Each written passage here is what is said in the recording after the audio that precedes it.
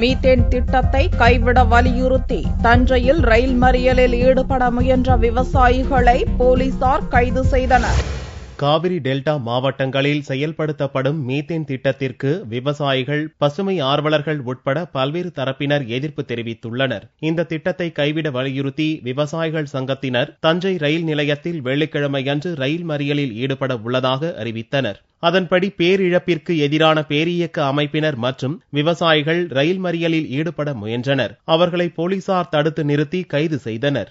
மத்திய அரசாங்கம் உடனடியாக இந்த திட்டத்தை கைவிட வேண்டும். கிரேட் ஈஸ்டர்ன் எனர்ஜியுடன் செய்து கொண்ட ஒப்பந்தத்தை ரத்து செய்ய வேண்டும்.